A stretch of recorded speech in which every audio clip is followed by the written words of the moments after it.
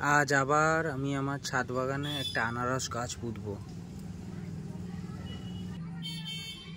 আগের থেকেই আমি মাটি তৈরি করে রেখেছিলাম। কোকোবিট সার,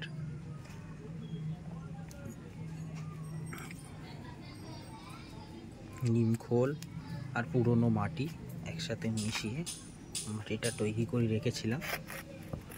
দুদিন আগেই আনারস খেয়েছি। চেপে দিতে হবে ভালো করে, কদিনের মধ্যেই গাছ হয়ে যাবে।